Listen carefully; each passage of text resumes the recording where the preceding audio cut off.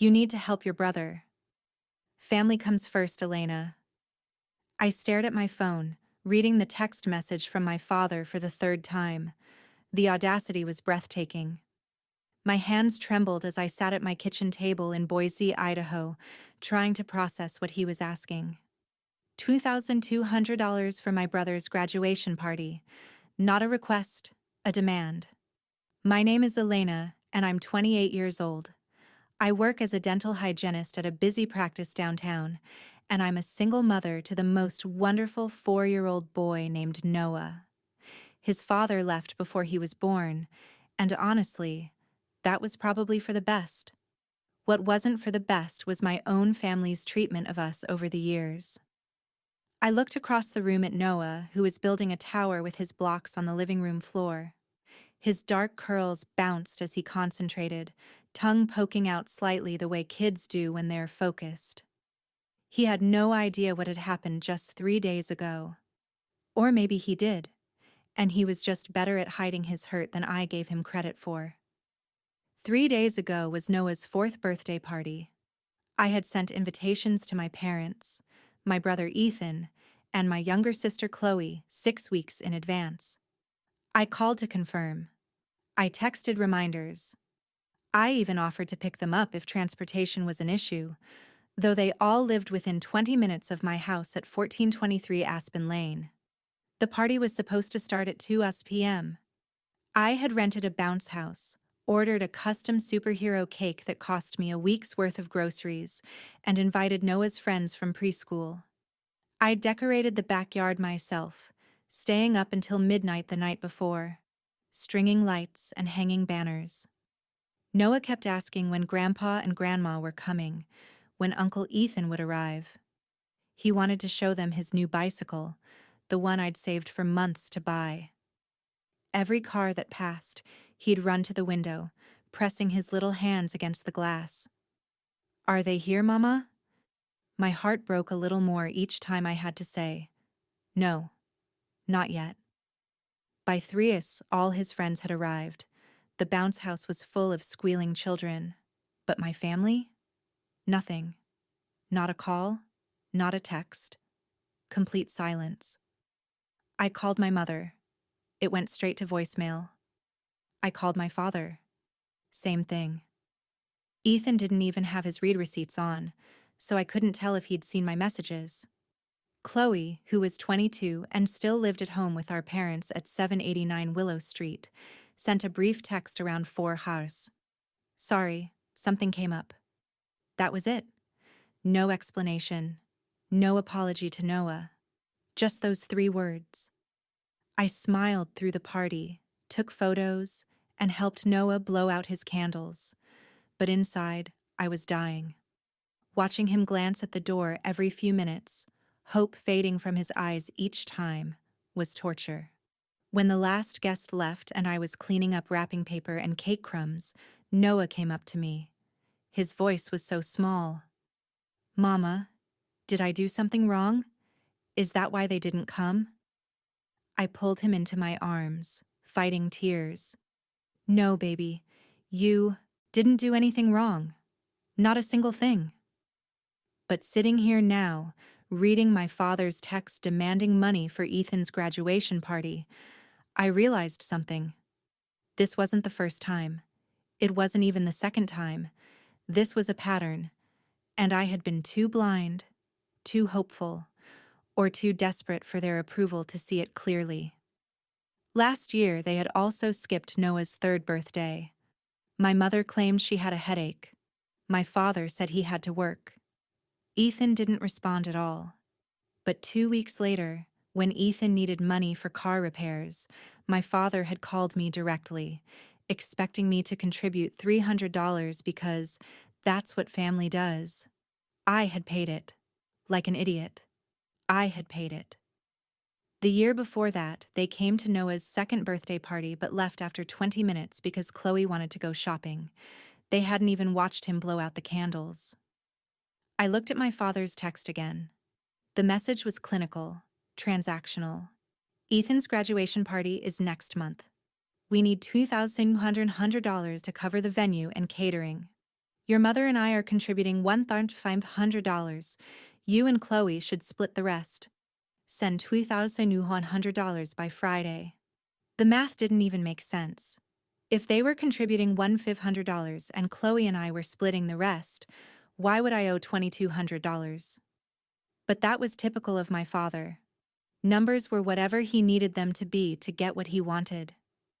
I thought about my savings account, the one I had been building for Noah's future, for emergencies, for the security we didn't have. $2,200 would wipe out nearly a third of it for a party for my brother. The same brother who couldn't be bothered to show up for my son's birthday. Something hardened in my chest, a decision forming sharp and clear. I had spent my entire adult life trying to be the good daughter, the reliable one, the one who showed up, paid up, and never complained. Where had it gotten me? Sitting alone at my kitchen table while my son asked if he'd done something wrong. I opened my banking app and stared at the screen for a long moment. Then I typed in the amount. $1. In the memo line, I wrote, "Best wishes." I hit send before I could second-guess myself. The confirmation screen glowed on my phone. Payment sent, $1. My heart pounded. I had never defied my father like this. Never. Growing up in our house at 456 Pine Road, he ruled with an iron fist disguised as disappointed silence. He didn't yell often, but his quiet disapproval could crush you. My mother enabled every bit of it, always siding with him, always making excuses. I grew up in a house where Ethan could do no wrong, and Chloe was the baby who needed protecting. I was the middle child, the reliable one, the one who didn't need attention because I could handle things myself. Parentification, I learned later in therapy, the term for when you turn a child into an adult too early. When I was 12 and Ethan was 9, I was the one making sure he had his homework done and his lunch packed. When Chloe was born, I was 14, and suddenly I had a third shift. Making bottles, changing diapers, walking the floors at night when she cried so my parents could sleep. Elena's so responsible, people would say, and my parents would beam with pride. What they meant was, Elena's so useful. I learned not to ask for help. When I wanted to go to the homecoming dance in high school, my mother said we couldn't afford the dress. But 3 months later, Ethan got a brand new gaming console for his birthday. When I graduated high school, we had cake at home. When Ethan graduated 2 years ago, they threw him a party at a restaurant and invited 50 people. The pattern was so clear now, looking back. But when you're living it, when it's all you think maybe this is just how families work. Maybe you're asking for too much. Maybe you're being selfish. Getting pregnant with Noah at 22 had been unplanned. His father, a guy I'd dated for 4 months, disappeared when I told him. My parents' reaction was predictable. Disappointment wrapped in, "We'll support you" statements that never quite materialized into actual support. They didn't come to any of my prenatal appointments. They didn't help me set up the nursery. When I went into labor 2 weeks early and called my mother in a panic, she said she couldn't come to the hospital because she had plans with Chloe. I had Noah alone. Well, not entirely alone. A wonderful nurse named Susan held my hand through the worst of it, but no family. No one who was supposed to love me unconditionally. After Noah was born, things got slightly better. My parents would visit occasionally, bring small gifts.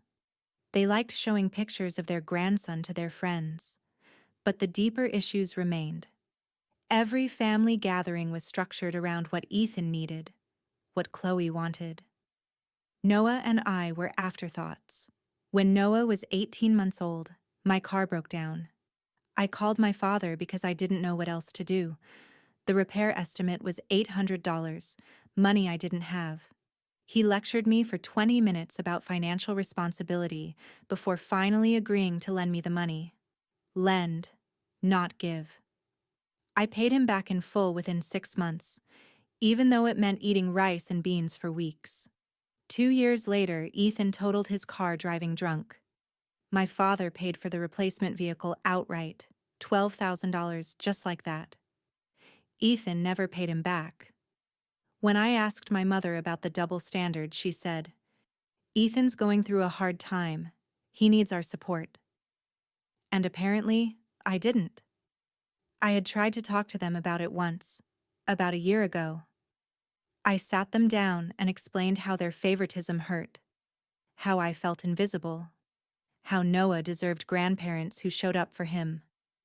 My father listened with his arms crossed, face impassive. When I finished, he said, "You've always been too sensitive, Elena. We treat all our children the same." My mother nodded along. "You're imagining things. We love you all equally." Gaslighting, another therapy term I learned later.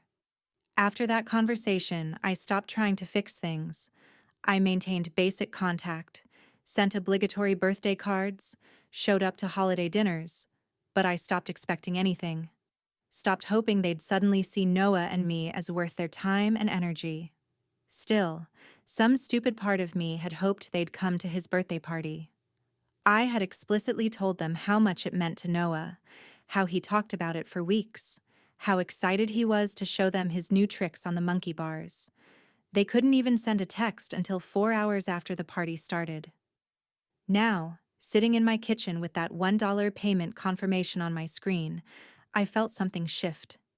Not just anger, though there was plenty of that. Something colder, more calculated. I had been playing by their rules my entire life, and it had gotten me nowhere. Maybe it was time to make my own rules. My phone buzzed.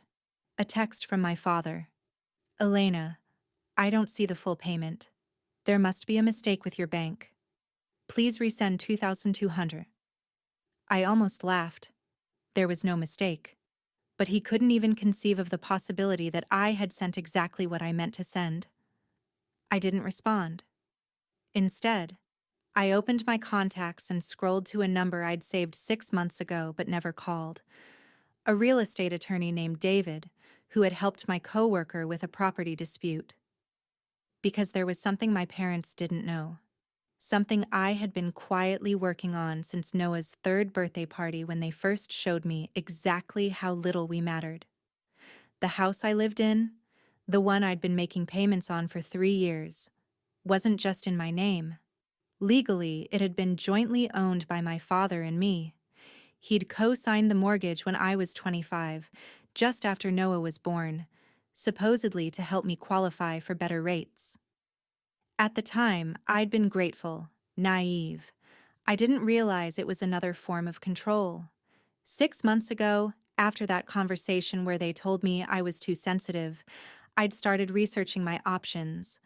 I learned that I could refinance the house in my name alone if I could prove sufficient income and creditworthiness. It would cost money I didn't have easily available, but I'd been saving, cutting every possible expense. 3 months ago, I'd met with David. He reviewed my finances and told me it was possible. Difficult, but possible. 2 months ago, I'd started the refinancing process. I'd told no one, not even my closest friend, Mia. This was my secret, my safety net, my escape route. And 1 month ago, the paperwork had gone through. The house was mine, solely, completely mine. My father's name was off the deed, off the mortgage, off everything. He just didn't know it yet. I had been waiting for the right moment to tell him. Or maybe I'd been waiting to see if he'd give me a reason to tell him. He just had. I texted Mia, "Are you free tonight? Need to talk." She replied within seconds. "Always. Come over after you put Noah to bed. Wine is already breathing." Mia had been my friend since college. We'd met in a biology class, bonded over terrible cafeteria coffee, and somehow stayed close through all the chaos of our 20s. She was the only person who really understood my family situation because she'd witnessed enough of it firsthand. She'd been at Noah's birthday party 3 days ago. She'd seen him waiting by the window. She'd helped me hold it together when I wanted to fall apart. That evening, after I'd given Noah his bath, read him 2 stories, and promised him that yes, we could go to the park tomorrow, I drove the 15 minutes to Mia's apartment at 321 Cedar Avenue. She opened the door before I could knock. 2 glasses of wine already poured. "Okay," she said, pulling me inside. "What happened? You have that look." "What look?" "The, I'm about to do something either brilliant or crazy look." "Maybe both." I sat on her couch and told her everything. The text from my father, the $1 payment, the house refinancing she didn't even know about. When I finished, she was staring at me with wide eyes. "You already took him off the deed?" "When?" "Last month. I've been sitting on it, waiting to see if they'd actually show up for Noah this year. They didn't.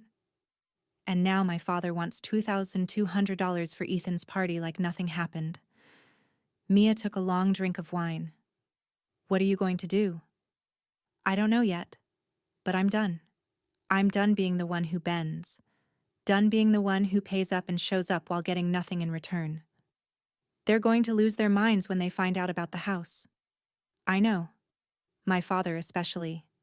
He uses that co-signature as leverage, doesn't he?" She was right. Every time I'd pushed back on something over the past 3 years, my father would make some comment about the house we helped you get, or the financial support we provided. It was his trump card, his reminder that I owed them. Except I didn't. Not anymore. "I'm thinking about changing the locks," I said quietly. Mia set down her wine glass. "Do you think they'd actually show up and try to use a key?" "My father has a spare key. He insisted on it when he co-signed. Said it was for emergencies, but he's used it before. Twice that I know of. Once he let himself in while Noah and I were at the grocery store because he wanted to check my water heater. Didn't ask permission, just did it. That's not okay." "I know. I didn't fight it because I thought it would cause a huge argument, and I was trying to keep the peace. But there's no peace anymore. There's just me being used." Mia reached over and squeezed my hand. "Change the locks. Tomorrow I'll come with you to the hardware store. We'll make a day of it." I felt tears prick my eyes. "Thank you." "For what?" "For not telling me I'm overreacting. For not saying they're still my family and I should forgive them. Elena, they ghosted a 4-year-old's birthday party, their own grandson, and now they want money from you." "No, absolutely not. You don't owe them forgiveness. You don't owe them anything." We talked for another hour. She helped me think through the practical steps. Change the locks. Document everything. Every text. Every missed event. Every broken promise. Prepare for backlash. Because there would be backlash. My father didn't handle defiance well. The next morning, Saturday, Mia picked me up at 9:00. Noah was at a playdate with his best friend from preschool, a standing weekend arrangement that gave me a few hours to handle adult tasks. We went to the hardware store and bought new deadbolts for both the front and back doors. The guy at the counter, an older man with kind eyes, showed us how to install them. "Easy enough," he said. "Anyone can do it with a screwdriver in about 20 minutes." Back at home, I changed both locks. The physical act of removing my father's key from the equation felt symbolic. Every turn of the screwdriver was a small revolution. When I finished, I stood on my front porch and looked at the new brass deadbolt. My house, my locks, my rules. My phone buzzed with another text from my father. "Elena, it's been 2 days. I need that money transferred by tomorrow, or we can't confirm the venue for Ethan's party. Stop playing games." Playing games. As if my entire life wasn't a game to them. One where the rules kept changing to benefit everyone but me. I texted back. I sent what I could afford. Best wishes to Ethan. 3 dots appeared immediately, showing he was typing. They disappeared, appeared again. This happened 4 times before his response finally came through. What you sent was insulting. Your brother deserves better than your petty behavior. We'll discuss this in person. I'll be by your house tomorrow at noon. My heart rate spiked. Tomorrow was Sunday. Noah would be home. I didn't want him to witness whatever confrontation was coming.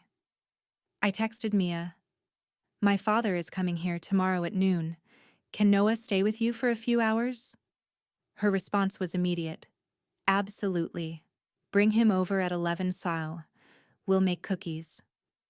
I made another decision right then. I called David, the real estate attorney. He answered on the 3rd ring. Hi, David. It's Elena. We spoke a few months ago about the house refinancing. Of course. Is everything all right with the paperwork? The paperwork is fine, but I think I'm going to need legal documentation proving the house is solely in my name now. Something official I can show someone if needed. There was a pause. Is someone disputing your ownership? Not yet, but they might try, and I want to be prepared. I can have certified copies of the deed and mortgage documents ready by Monday morning. I'll also draft a letter summarizing the ownership transfer if you think that would help. That would be perfect. Thank you. After I hung up, I sat in my quiet house and let myself feel the fear, because I was scared. Terrified, actually. I was challenging my father's authority for the first time in my life, and I knew he wouldn't take it well. But I was also exhausted. Exhausted from trying to earn love that should have been freely given. Exhausted from watching my son's face fall every time my family chose not to show up. Exhausted from being the designated family doormat. Something my therapist had said once came back to me. You can't control how other people treat you. You can only control how you respond. I was responding, finally. That night, I lay in bed and thought about what would happen tomorrow. My father would show up expecting to lecture me, expecting me to cave and transfer the money like I always did. He'd probably threaten to use his key if I didn't answer the door quickly enough. Except he wouldn't have a key that worked anymore. And the house he thought gave him power over me was no longer his to claim. I didn't sleep much. Every time I closed my eyes, I imagined the confrontation, his anger, my mother's tears, the accusations of being ungrateful, selfish, a bad daughter. But then I'd think of Noah asking if he'd done something wrong, and the fear would transform into something harder, determination. Sunday morning, I took Noah to Mia's apartment. I packed his favorite toys, some snacks, and told him he got to have a special cookie-making day with Auntie Mia. Why can't you stay, Mama? He asked. I have some boring grown-up stuff to handle at home, but I'll pick you up in a few hours, and we'll get ice cream. Okay? His face lit up. Okay. Mia gave me a hug at the door. You've got this. Call me if you need backup. I will. I drove home with my hands shaking slightly on the steering wheel. At 11:45, I made sure all the curtains were closed. I didn't want my father seeing inside. Didn't want him to think he had any right to my space. At exactly noon, I heard a car pull into my driveway. Through the peephole, I watched my father get out. My mother in the passenger seat. Staying put. Typical. She'd let him handle the confrontation, then claim later she had tried to keep the peace. He walked up to my front door with the confidence of someone who expected to be obeyed. I watched him knock, counted to 10, knock again, harder. Then I watched him reach into his pocket and pull out a key. I watched through the peephole as my father inserted the key into the lock. He turned it once, twice. His face registered confusion when the lock didn't budge. He tried again, jiggling the key more forcefully. Nothing. He stepped back, examined the key as if it had somehow transformed into the wrong one, then tried the lock again. I could see the exact moment realization hit. His jaw clenched, his face darkened. He pounded on the door. Elena, open this door right now. I took a deep breath and opened it, leaving the chain lock engaged, so only a few inches of space showed between us. Hi, Dad. His eyes went to the chain, then back to me. What's going on? My key doesn't work. I changed the locks. Silence. Complete, stunned silence. I watched him process this information, watched his expression shift from confusion to anger. You changed the locks to your house without telling me? It's my house. I can change the locks whenever I want. His face was turning red now. I co-signed that mortgage. I have a right to access. You co-signed the original mortgage 3 years ago. I refinanced last month. Your name isn't on anything anymore, so no, you don't have a right to access. I had never seen my father look quite so shocked. His mouth opened and closed like he couldn't find words. Behind him, I could see my mother getting out of the car now, clearly sensing something was wrong. You refinanced? He finally managed. When? Why wasn't I informed? I wasn't required to inform you. It's my property. Elena, what has gotten into you? First, you send an insulting dollar to your brother. Now you're changing locks and going behind my back with legal matters. I didn't go behind your back. I handled my own business. There's a difference. My mother reached the porch. What's happening, James? Why are you shouting? Your daughter has apparently lost her mind. She changed the locks and refinanced the house without telling us. My mother's eyes widened. She looked at me with an expression I couldn't quite read. Elena, honey, why would you do that? Because it's my house, and I wanted new locks. But your father has always had a key for emergencies. There won't be any emergencies that require him to let himself into my home unannounced. My father's voice rose. This is about the money, isn't it? You're throwing a tantrum because I asked you to contribute to your brother's graduation party. You didn't ask, you demanded. And you demanded it 3 days after you all skipped Noah's birthday party without even a phone call. We explained that your mother had a migraine. And Ethan? Chloe? What were their excuses? My mother jumped in. Chloe had a work thing, and Ethan was busy with finals. Finals ended 2 weeks before Noah's party. I know because Ethan posted about being done with school all over social media. My father stepped closer to the door, and I instinctively stepped back, even though the chain held. You're being incredibly selfish right now. Your brother's graduation is a major milestone. The party is important to him. And my son's 4th birthday wasn't important? That's different. Noah is a child. He doesn't understand these things yet. The words hung in the air like poison. My hands trembled with rage. Get off my property. My father's eyes narrowed. Excuse me? You heard me. This is my house, my property, and I'm asking you to leave. Elena, let's just calm down and talk about this, my mother said, her voice taking on that placating tone I knew so well. We're family. We don't need to be so hostile. You're right. We are family. Which is why you should have shown up for your grandson's birthday. Which is why you should have called, to apologize instead of demanding money from me 3 days later. We're asking for help with a family celebration, my father said. That's what families do. They help each other. Then where was my help when Noah was born?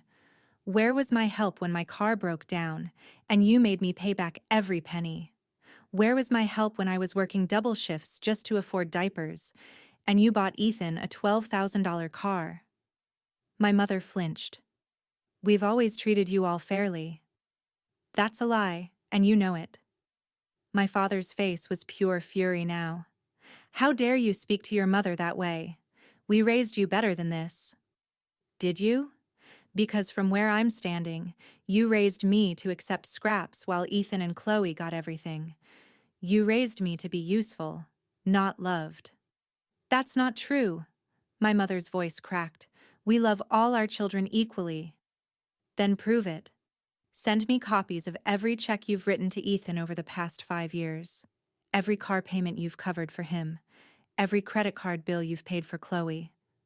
Let's add it all up and see if it equals what you've given me. Silence. Neither of them said a word. That's what I thought. I started to close the door. My father slammed his hand against it. If you don't open this door right now and have a civil conversation, there will be consequences. What consequences? You can't threaten me with the house anymore. You have no power here. We're your parents. We have every right to expect respect and support from our daughter. And I had every right to expect my parents to show up for their grandson's birthday. Guess we're both disappointed. I closed the door, locked the deadbolt, and engaged the chain. Through the wood, I could hear my father shouting, "This isn't over, Elena. You can't treat family this way." I walked to the kitchen, my whole body shaking. I poured myself a glass of water and tried to steady my breathing. Outside, I could hear my mother trying to calm my father down, their voices gradually fading as they presumably returned to their car. My phone started ringing. My father. I declined the call. It rang again. I declined. A text came through. "You're making a huge mistake. We're going to fix this whether you like it or not." What did that mean? I stared at the message, feeling uneasy. My father wasn't someone who made empty threats. Another text, this time from Ethan. "What the hell is your problem? Dad just called me freaking out. You changed the locks on the house he helped you buy? That's messed up." I typed back, "The house I bought, that I pay for, that's now entirely in my name. And maybe if you'd shown up for Noah's birthday, we wouldn't be here." Ethan. "Noah is a kid. He'll have plenty of birthdays. My graduation only happens once." The audacity was staggering. I didn't respond. Within seconds, my phone rang again. "Ethan." I let it go to voicemail. Then Chloe called. I declined that too. A group text appeared, including my parents, Ethan, Chloe, and me. My father had started it. "Family meeting tonight at 6 at our house. Elena, you need to be there. This behavior stops now." I stared at the message. The presumption that I would just show up, that I would fall in line like always, made my blood boil. I typed, "No." My father. "This isn't optional." Me. "I'm an adult. It's absolutely optional, and I'm declining." Ethan. "Come on, Elena, stop being dramatic." Chloe. "We just want to talk. Why are you being so difficult?" My mother. "Please, honey, let's work this out as a family." I turned my phone on silent and set it face down on the counter. I couldn't deal with this anymore. Not right now. I called Mia. "Can I pick up Noah in an hour instead of now? I need a minute." "Take all the time you need. He's having a blast. We're on cookie number 3. "Thank you. I'll explain everything when I get there." I sat at my kitchen table and let myself cry. Not sad tears.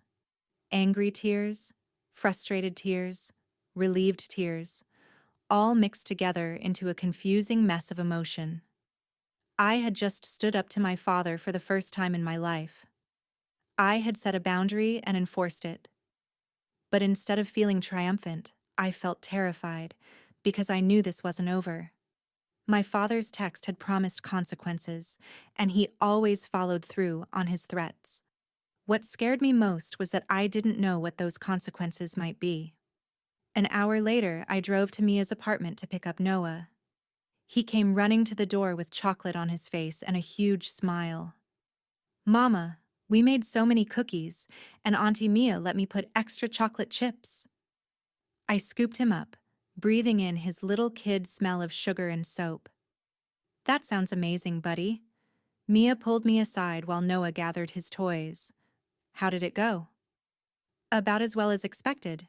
He tried to use his old key, realized it didn't work, and lost his mind. I told them to leave." Now my entire family is having a meltdown via group text. Let me see. I handed her my phone. She scrolled through the messages, her expression growing darker with each screen. They're delusional. Completely delusional. Listen to this. We just want to talk. No. They want to bully you into compliance. I know. Are you going to the family meeting? Absolutely not. Good. Don't give them that power. She handed back my phone. What do you think they'll do next? I don't know. That's what worries me. Noah came bouncing back with his backpack. Ready, Mama? We said goodbye to Mia, and I drove Noah home. The whole drive, he chattered about cookies, and how Auntie Mia taught him a new song. His innocence, his joy. It reminded me why I was doing this. Not for me, for him. So he'd grow up knowing he deserved better than what I'd accepted. That evening, at exactly 6 p.m, my phone exploded with notifications. The family meeting had apparently started without me, and they were not happy about my absence. Ethan. Seriously, you're really not coming? Chloe. This is so disrespectful. My mother. We're all here waiting for you. Please reconsider. My father. Your absence speaks volumes about your character. I didn't respond to any of it. Instead, I made dinner for Noah, chicken nuggets and green beans, his favorite. We ate together at the kitchen table, and he told me about a spider he'd seen at preschool last week. It was this big, Mama. He spread his hands about 2 inches apart. Wow, that's huge. Yeah, and Miss Sarah said it was a garden spider, and they're friendly. That's good to know. After dinner, bath time, and 2 bedtime stories, I tucked Noah into bed. He looked up at me with those big brown eyes. Mama, are we going to have another birthday party for me? My heart clenched. What do you mean, honey? Like a do-over party since Grandpa and Grandma and Uncle Ethan didn't come to the first one? Oh, sweetheart. I sat on the edge of his bed and brushed his curls back. We already had your party. You had all your friends there, and it was so much fun, remember? Yeah, but I wanted to show Grandpa my new bike. I know you did. Do you think they'll come next year? I wanted to lie, to protect him from the truth. But I also didn't want to give him false hope. I don't know, baby. But you know what? I do know that you are so loved by me, by Auntie Mia, by all your friends, and that's what matters. He thought about this for a moment. Okay, Mama. Okay, now get some sleep. We have park day tomorrow, remember? His face brightened. Oh yeah. Can we go on the swings? As many times as you want. After he fell asleep, I went to my own room and checked my phone. 17 missed calls, 34 text messages, all from various family members. The messages had evolved from annoyed to angry to almost frantic. My mother. Elena, please call us. Your father is very upset. Ethan. You're being a child. Just apologize and send the money. Chloe. I can't believe you're doing this to Mom and Dad. They don't deserve this. My father. Last chance. Call me by 9 tonight or I'm coming to your house tomorrow and we're settling this. It was 8:45. I had 15 minutes to decide if I was going to call him back. I didn't. At 9:15, my father sent one final text. Fine, have it your way, but don't say I didn't warn you. I lay in bed that night, anxiety churning in my stomach. What did he mean? What was he going to do? The next morning was Monday. I dropped Noah at preschool and went to work. My dental practice was busy, which was good. It kept my mind occupied. Between patients, I checked my phone. Nothing from my family. The silence felt ominous. During my lunch break, I drove to David's office at 567 Oak Street to pick up the certified documents he'd promised. He handed me a thick manila envelope. Everything you need is in here. Certified copies of the new deed, the refinanced mortgage documents, and a letter from me explaining the ownership transfer with legal citations. If anyone questions your ownership, this should clear it up immediately. Thank you so much. Can I ask what's going on? You seem stressed. I gave him a brief summary. His expression grew concerned. Keep these documents somewhere safe, and if things escalate, don't hesitate to call the police. Family dynamics can get complicated, but the law is clear. It's your property. I drove back to work with the envelope on my passenger seat, feeling slightly better. I had proof. Legal, certified proof that the house was mine. The afternoon passed uneventfully. I picked up Noah from preschool, and we went to the park like I'd promised. Watching him on the swings, hearing his laughter, reminded me what mattered. We got home around 5:30. Noah went straight to his toy box while I started preparing dinner. I was chopping vegetables when I heard a car pull into my driveway. Through the kitchen window, I saw my father's car, my mother's, Ethan's truck, and Chloe's sedan. They were all here. My stomach dropped. I quickly pulled out my phone and texted Mia. My entire family just showed up at my house. All of them. Her response was immediate. Do you want me to come over? Not yet, but stay on standby. I watched as they all got out of their vehicles and approached my front door. My father led the way, my mother beside him, Ethan and Chloe following. The doorbell rang. Noah looked up from his toys. Who's that, Mama? Just some visitors, honey. Stay here, okay? Keep playing. I walked to the front door and looked through the peephole. All 4 of them stood on my porch, looking like an intervention team. I opened the door with the chain still engaged. We need to talk, my father said without preamble. No, we don't.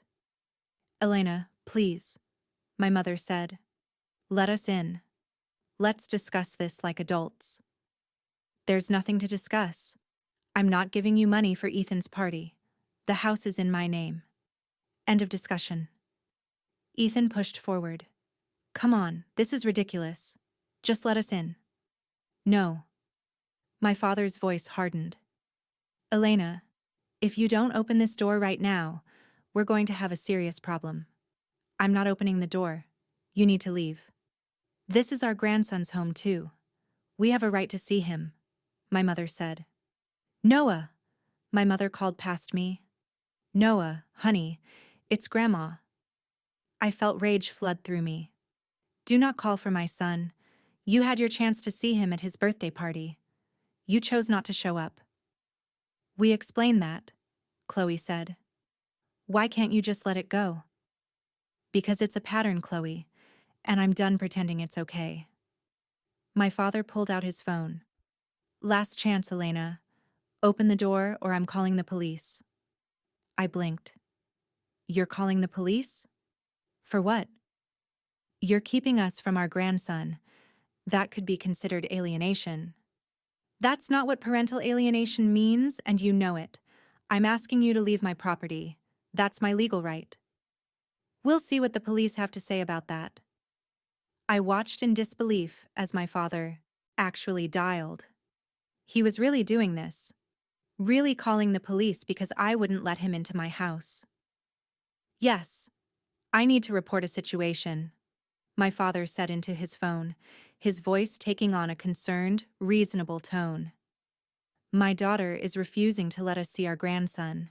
We're at her house now, and she won't even talk to us properly. We're worried about the child's welfare. He continued. The address is 1423 Aspen Lane. Yes, we'll wait here. Thank you.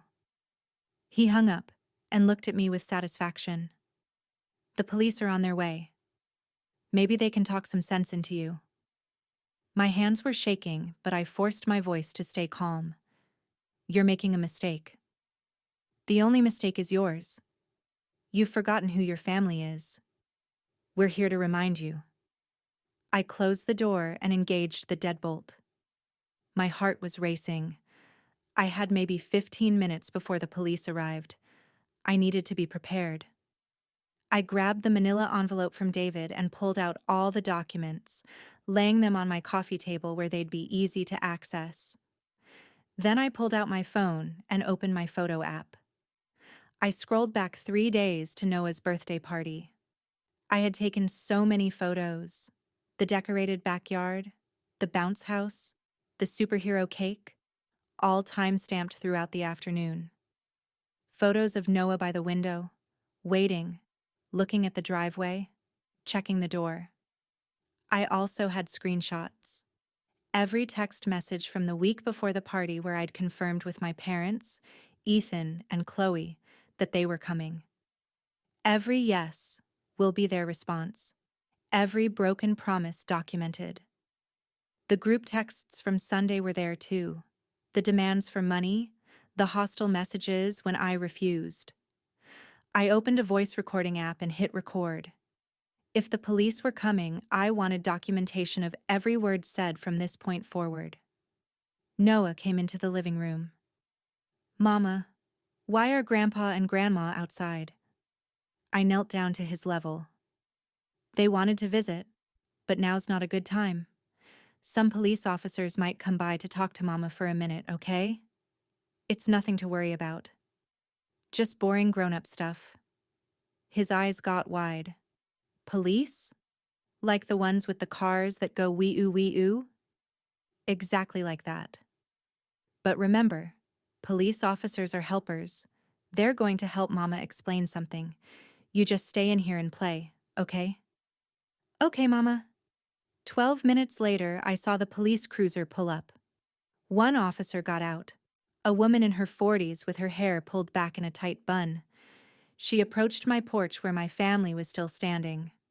I could hear muffled conversation through the door, my father's voice animated and concerned, my mother's softer responses, the officer asking questions. Then there was a knock. "Ma'am, this is Officer Susan Carter with the Boise Police Department. Can you open the door, please?" I took a deep breath, picked up the manila envelope, and opened the door. This time, I removed the chain entirely and stepped out onto the porch, pulling the door closed behind me so Noah wouldn't hear. "Hello, officer." She looked at me carefully. "I'm Officer Carter. Are you Elena?" "Yes." "Your father called with concerns about his grandson's welfare and reported that you're refusing to let family members see the child. Can you tell me what's going on here?" My father started to speak, but Officer Carter held up a hand. "Sir, I'd like to hear from her first, please." I took another breath. "My son is fine. He's inside playing with his toys. He had his 4th birthday party last week, and my parents, brother, and sister were all invited. They confirmed they would attend. None of them showed up. Not even a phone call to say they couldn't make it." 3 days later, my father texted demanding $2,200 for my brother's graduation party. When I declined, he became hostile. Yesterday, he showed up here with my mother, and when his key didn't work because I'd changed the locks on my own home, he became angry. Today, the entire family showed up unannounced, and when I asked them to leave, my father threatened to call the police, which he did. Officer Carter's expression didn't change, but I saw her eyes shift to my father. "Is this accurate?" "That's a very one-sided version of events," my father said. "What she's not telling you is that I co-signed the mortgage on this house. I have a vested interest and a right to access." "Do you currently co-own the property?" "Well, I co-signed the original mortgage." "That's not what I asked. Are you currently listed as an owner on the deed?" My father hesitated. "I'm not sure about the current status." I pulled out the documents. "Officer, I refinanced the house last month. My father's name was removed from all ownership documents. The house is solely in my name. I have certified copies of the deed and mortgage here if you'd like to see them." Officer Carter took the papers and examined them carefully. She looked at the dates, the signatures, the official stamps. Then she looked at my father. "Sir, according to these documents, You have no legal ownership of this property. Is that correct? My father's jaw clenched. The original mortgage? The original mortgage is no longer relevant. The property was refinanced and is now solely in your daughter's name, which means she has every right to deny you access and to ask you to leave. But she's keeping us from our grandson. Is there a custody agreement in place? Officer Carter asked me. No, I have sole custody. Noah's father isn't involved. Have there been any court orders granting grandparent visitation? No. Officer Carter turned back to my father. Then she's well within her rights to determine who has access to her child. There's no legal issue here. My mother interjected. Can't you see she's being unreasonable? We just want to talk to our daughter and see our grandson. Ma'am, what I see is a woman standing on her own property asking you to leave. That's her legal right. If you refuse to leave, you're trespassing. Ethan stepped forward. This is insane. She's our sister. We're not strangers. Family dynamics don't override property rights, Officer Carter said firmly. Elena, do you want to press trespassing charges? I looked at my family. My father's red face, my mother's tears, Ethan's disbelief, Chloe's shock. Part of me wanted to say yes, wanted to press charges just to drive home how serious I was. But another part of me, the part that was exhausted and just wanted peace, couldn't do it. No charges. I just want them to leave and not come back unless invited. Officer Carter nodded. She turned to my family. You heard her. You need to leave this property now. If you return without her permission, she can call us back and press trespassing charges. Do you understand? My father opened his mouth to argue, but Officer Carter's expression stopped him. Do you understand, sir? Yes, he said through gritted teeth. Good. I suggest you all leave now. I watched as my family slowly walked back to their cars. My mother was crying openly now. Chloe put an arm around her. Ethan shot me a look of pure disgust before getting in his truck. My father was the last to leave. He stopped at his car door and looked back at me. You're going to regret this, Elena. You're throwing away your family over money and pride. I met his eyes. I'm protecting my son from people who don't value him. That's not something I'll ever regret. He got in his car and slammed the door. Officer Carter waited until all the vehicles had pulled away before turning back to me. Are you okay? I think so. Thank you for listening to both sides. It's my job. But for what it's worth, you did the right thing. Those documents saved you a lot of hassle. She paused. Can I give you some advice? Please. Document everything. Keep records of all communication. If they show up again, call us immediately and consider getting a restraining order if the harassment continues. I will. Thank you, Officer Carter. She handed me her card. If you need anything, don't hesitate to call. After she left, I stood on my porch for a long moment just breathing. My legs felt weak. My hands were still shaking. But I'd done it. I'd stood my ground, and my family had been forced to leave. I went back inside where Noah was still playing with his blocks, oblivious to the drama that had just unfolded. Is everything okay, Mama? I sat down next to him on the floor. Everything's okay, buddy. Everything's just fine. The next few days were quiet. Too quiet. My phone, which had been exploding with messages and calls, went completely silent. No texts from my parents, no angry calls from Ethan, no guilt-tripping messages from Chloe. The silence felt worse than the confrontation. I went to work, picked up Noah from preschool, made dinners, read bedtime stories. Normal life continued, but I felt like I was waiting for the other shoe to drop. Father's parting words echoed in my mind. You're going to regret this. On Wednesday evening, 4 days after the police had removed my family from my property, I got a call from an unknown number. I almost didn't answer, but something made me pick up.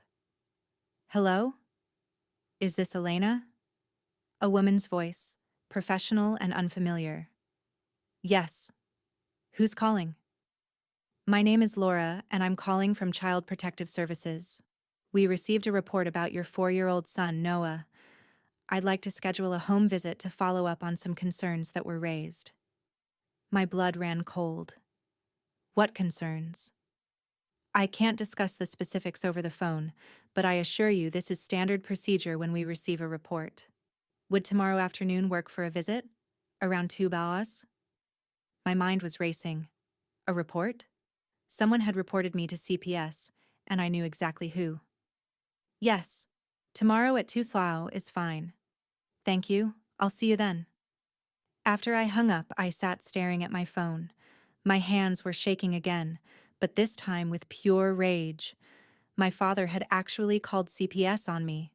He'd reported me as an unfit mother because I wouldn't give him money and wouldn't let him control my life anymore. I called Mia immediately.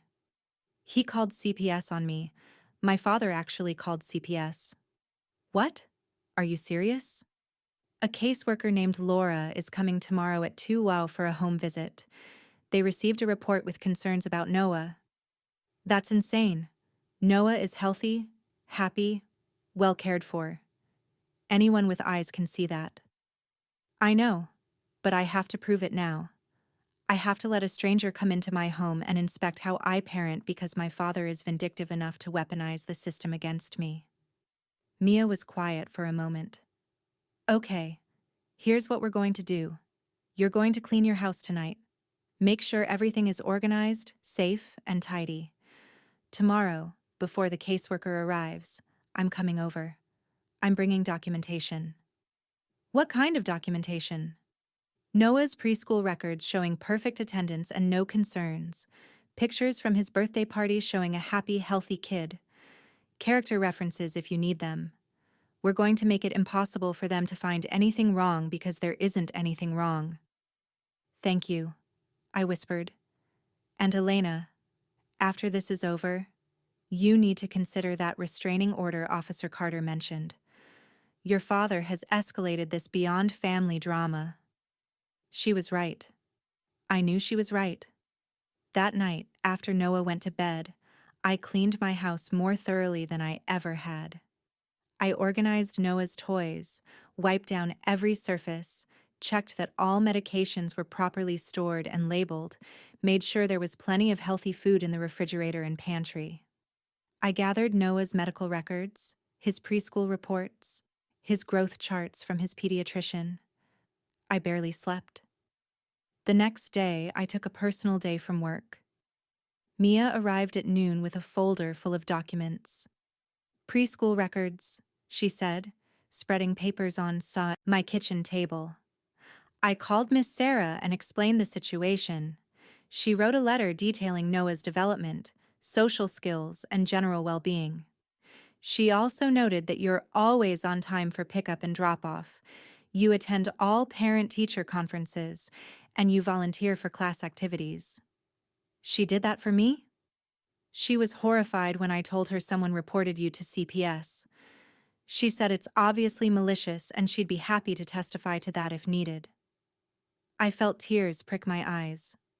I don't deserve you. Yes, you do. Now, I also have photos from the birthday party, your pediatrician's contact information, and a list of character references, including me, Miss Sarah, and 3 of your co-workers who've known you for years. At exactly 2 Laura from CPS arrived. She was younger than I expected, maybe early 30s, with kind eyes and a professional demeanor. I invited her in and introduced Mia as my friend, who was there for moral support. Laura walked through the house, making notes. She asked to see Noah's bedroom, the kitchen, the bathroom. She checked that cleaning supplies were stored safely, that there were working smoke detectors, that the home was clean and well maintained. Then she asked to speak with Noah. I brought him out from his room where he'd been playing. He looked at Laura with curiosity, but no fear. Hi, Noah. My name is Laura. I just want to ask you a few questions, okay? Okay, he said, climbing onto the couch next to me. Do you like living here? Yeah, I have my own room with dinosaur sheets. That sounds cool. Does your mom make sure you have food to eat? Uh-huh. We had chicken nuggets yesterday. They're my favorite. Does your mom ever hurt you or scare you? Noah looked confused. No, Mama gives the best hugs. Laura smiled. I bet she does. Do you go to school? Preschool. Miss Sarah is my teacher, and she's really nice. The questions continued for about 10 minutes. Noah answered each one honestly and cheerfully, completely unaware of the weight they carried. After Laura finished with Noah, I sent him back to his room to play. She sat down across from me and Mia at the kitchen table. I'm going to be honest with you, Elena. The report we received alleged neglect, specifically that your child was being denied access to family members and potentially kept in an unsafe environment. Based on what I've seen today and my conversation with Noah, none of those allegations appear to be true. They're not, I said firmly. Can I ask who made the report? Reports are confidential, but I can tell you that the caller identified themselves as the child's grandfather. There it was. Confirmation. My father had called because I refused to give him money and set boundaries about access to my home. 4 days ago, police had to remove him and other family members from my property for trespassing, I said. Laura's eyebrows rose. I see. Do you have documentation of that? I showed her Officer Carter's card and explained the entire situation. Mia provided the additional documentation we'd prepared. Laura reviewed everything carefully.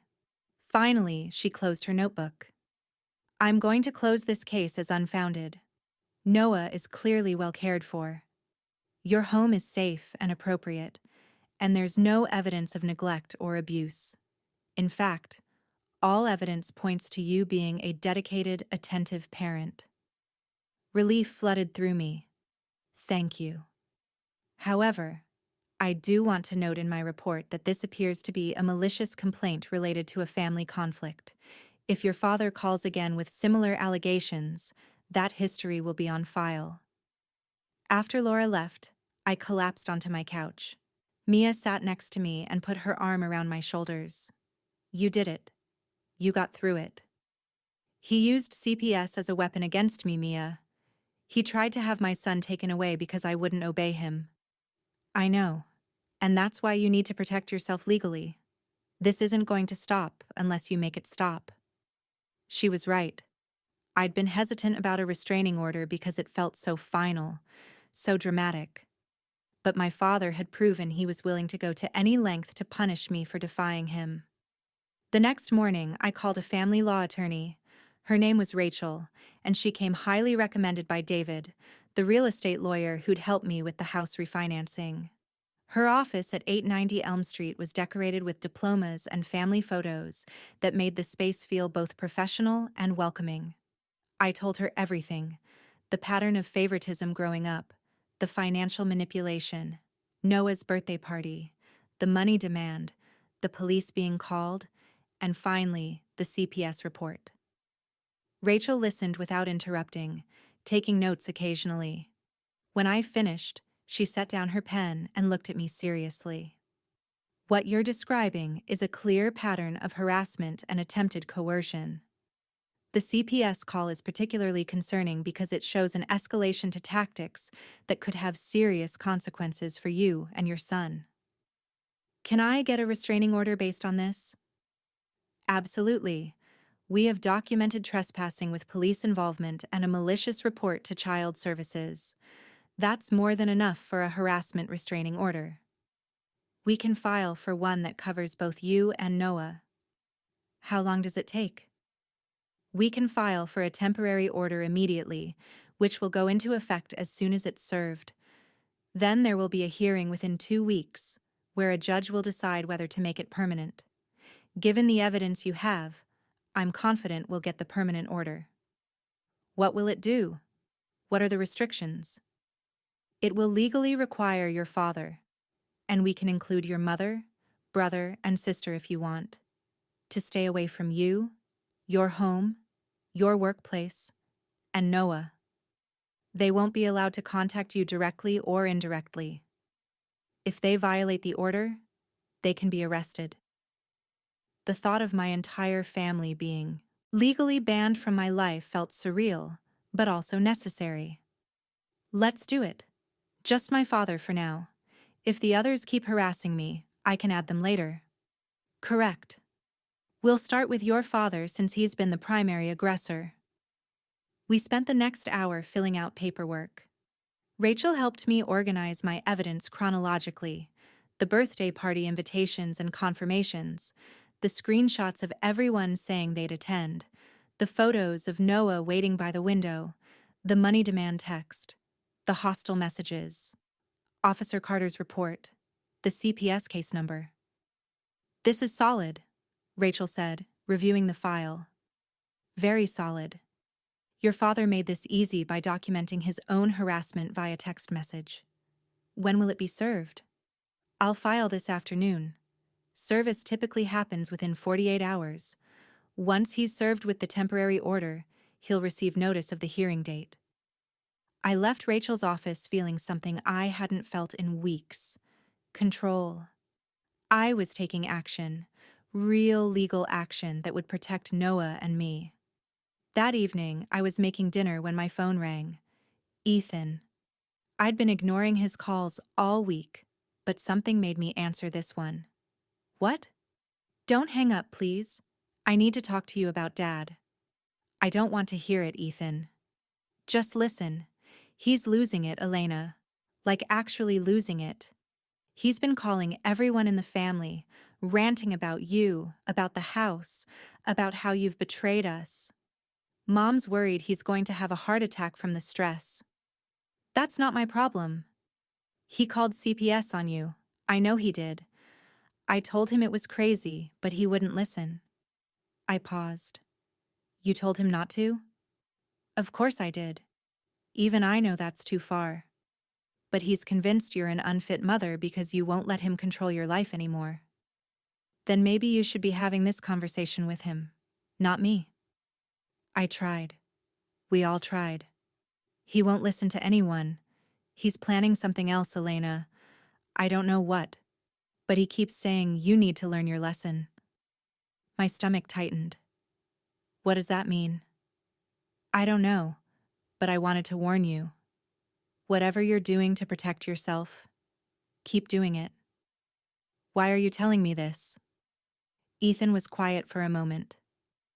Because I've been thinking about Noah's birthday party, about how we all just didn't show up, and how that must have felt for him. For you. And then, Dad demanded money 3 days later like nothing happened. That was wrong, Elena. I should have said something then. But you didn't. No, I didn't. I went along with it like I always do because it's easier than standing up to Dad. But what he's doing now, calling CPS, that's not okay. That's dangerous. Thank you for the warning, I said quietly. But Ethan, I need you to understand something. I'm done. Completely done trying to have a relationship with people who treat me like this, including you. I get it. I do. I just wanted you to know. Be careful. After we hung up, I sat, with Ethan's warning. My father was planning something else.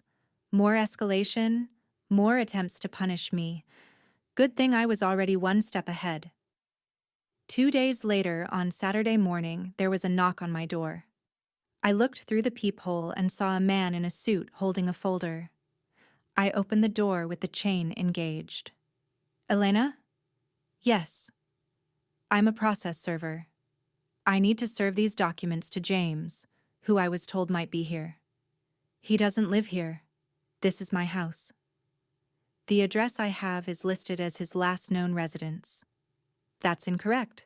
He's never lived here. I can give you his actual address. I wrote down my parents' address at 789 Willow Street and handed it through the gap in the door. The process server thanked me and left. I smiled. My father had apparently been using my address for something. Maybe mail, maybe as a backup address for legal purposes. Either way, whatever documents were being served to him, he was about to receive them at his actual home. That afternoon, I got my own visit from a process server, but this one was expected. It was confirmation that my father had been served with the temporary restraining order. My phone started ringing within an hour. My mother. I let it go to voicemail. She called again and again. Finally, I listened to the voicemail. Elena, what have you done? Your father just got served with some kind of court order saying he can't contact you or see Noah. This is going too far. You need to drop this immediately. Call me back. I deleted the message. Another call came, this time from Chloe. Are you serious right now? A restraining order against Dad? Because of what? Money? You've officially lost your mind. Mom is hysterical. Fix this. Delete. Ethan texted. I warned you he was planning something. I didn't think you'd go nuclear first. Restraining order? Really? I replied.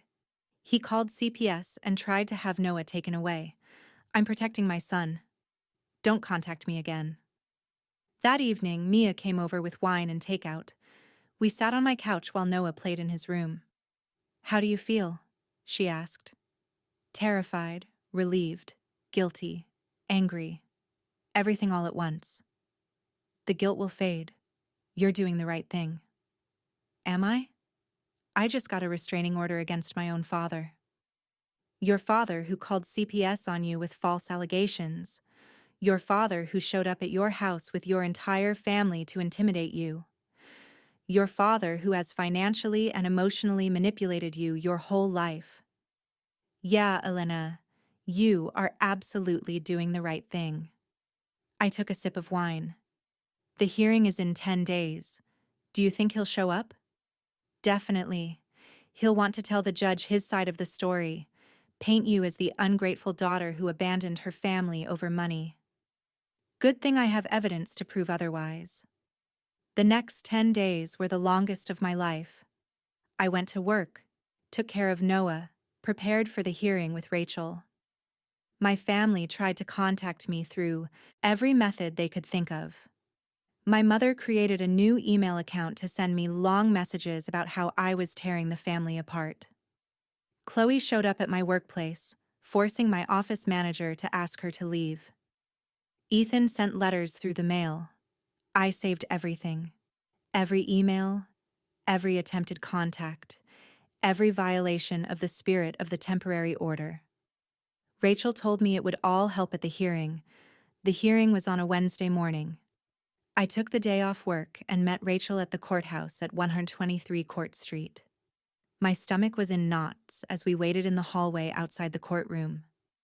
Remember, Rachel said, answer questions directly and honestly. Don't get emotional if you can help it. Stick to the facts. What if he lies? What if he tells the judge I'm the problem? Then we show the evidence.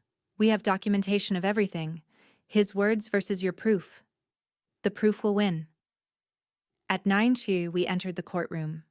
My father was already there with his own attorney, a stern-looking man in an expensive suit. My mother sat in the gallery behind him, her face blotchy from crying. Ethan and Chloe were there too. I sat at the table with Rachel and tried to breathe. The judge entered, and we all stood. Judge Linda Harper was a woman in her 60s with sharp eyes and a no-nonsense demeanor. We're here for a harassment restraining order petition filed by Elena against James. Let's begin with the petitioner. Ms. Rachel, please present your case. Rachel stood and methodically walked through everything. She presented the texts showing the money demand, the photos from Noah's birthday party with timestamps, the police report from when my family was removed from my property, the CPS case number, and Laura's report stating the complaint was unfounded and appeared malicious. Your Honor, Rachel concluded, The respondent has engaged in a clear pattern of harassment, escalating to the use of government agencies as weapons of retaliation when the petitioner established reasonable boundaries. This behavior poses a threat to both the petitioner and her minor child. Judge Harper reviewed the evidence carefully. Then she looked at my father's attorney. "Counselor, your response." My father's attorney stood. "Your Honor, this is a family dispute that has been blown out of proportion. Mr. James is a concerned father and grandfather who has been unfairly cut off from his family. The petitioner changed the locks on a home he helped her obtain, refused to contribute to a family celebration, and has alienated him from his grandson. He made one call to CPS out of genuine concern. One call to CPS with allegations that were investigated and found to be completely unfounded," Judge Harper interrupted. "That's in the record. Perhaps he was mistaken about the conditions. Or perhaps, as the CPS investigator noted, it was a malicious complaint related to a family conflict." Continue. The attorney shifted uncomfortably. "Your Honor, families have disagreements. That doesn't warrant a restraining order. Mr. James has never physically threatened his daughter. He simply wanted to have a conversation. A conversation that required bringing the entire family to her home after she'd asked him to leave?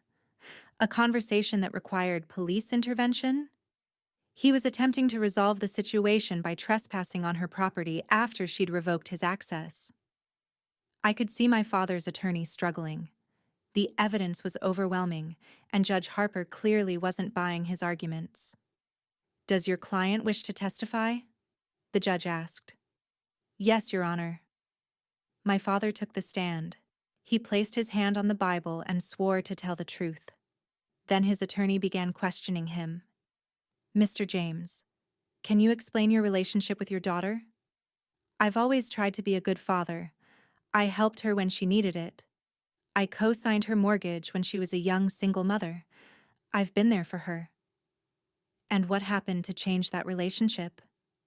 "She became hostile when I asked her to contribute to her brother's graduation party. It was a reasonable request, family members supporting each other, but she refused and sent $1 as an insult." "Why did you go to her house with other family members?" "We were concerned. She'd changed the locks without telling us, refused to communicate. We wanted to make sure our grandson was okay." "And the CPS call?" My father's face reddened slightly. "I was worried. She was behaving erratically, cutting off family. I thought maybe Noah wasn't being properly cared for." Rachel stood for cross-examination. "Mr. James, you testified that you've always been there for your daughter. Is that correct?" "Yes." "Were you there for your grandson's 4th birthday party on the 17th of last month?" His jaw tightened. "I couldn't make it. I had other obligations." "What obligations?"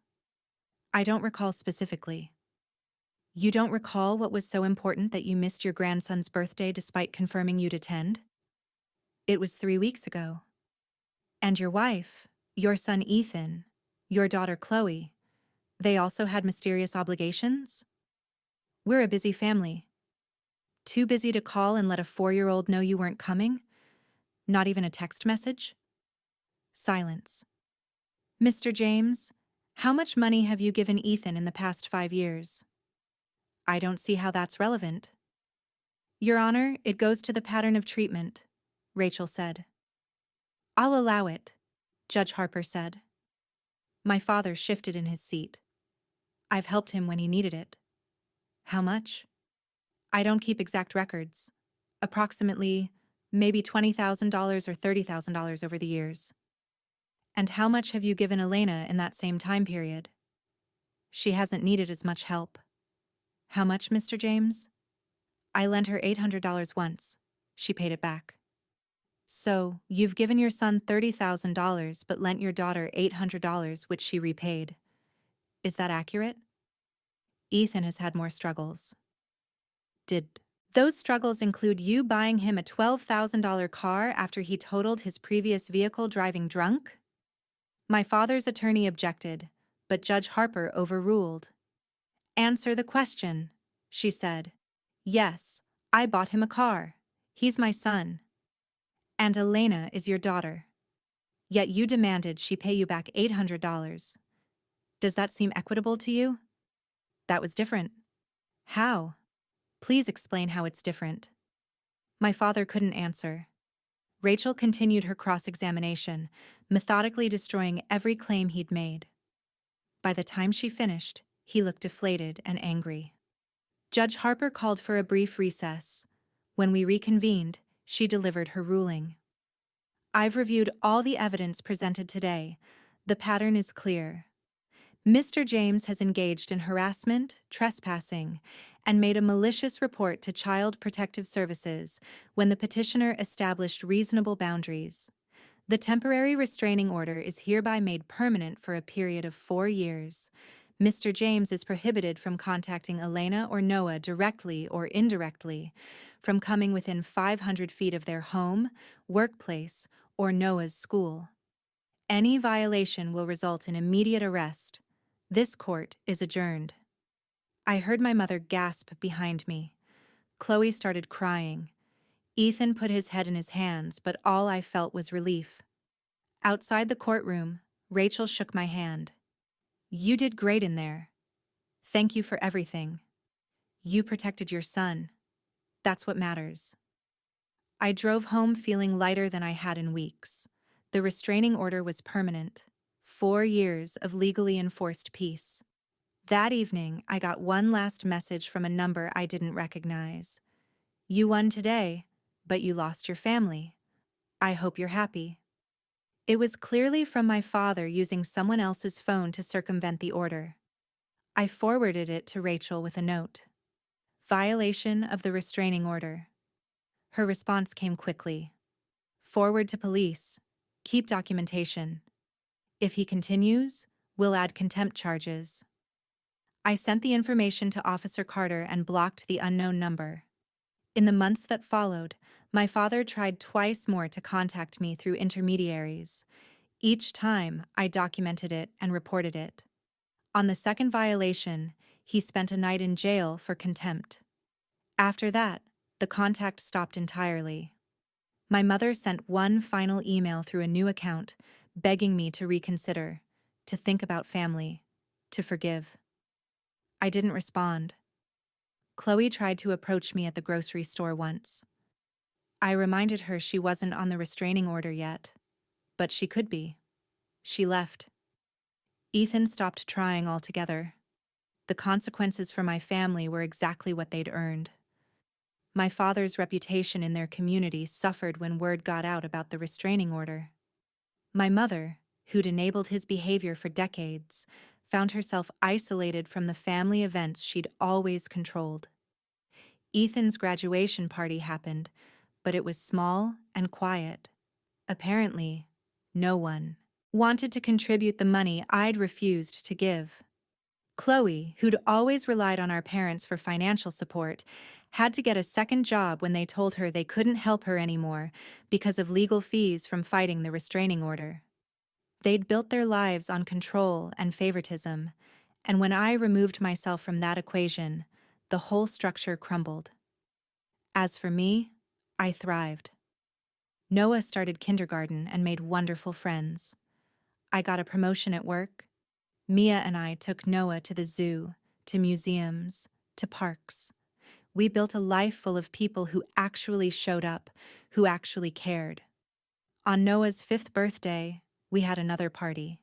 Smaller this time, just his school friends, Mia, a few co-workers I'd grown close to, and Miss Sarah from his old preschool. No family drama, no waiting by the window, just a happy kid blowing out candles surrounded by people who loved him. As I watched him laugh with his friends, I thought about the journey that had brought us here. The pain of finally seeing my family clearly, the fear of standing up to them, the relief of legal protection, the peace of boundaries enforced. Sometimes revenge isn't about grand gestures or dramatic confrontations. Sometimes it's simply refusing to play by rules designed to keep you small. Sometimes it's choosing yourself and your child over people who never chose you. I'd spent 28 years trying to earn my family's love. It took losing them completely to realize I'd never needed it in the first place. And honestly, I'd never been happier.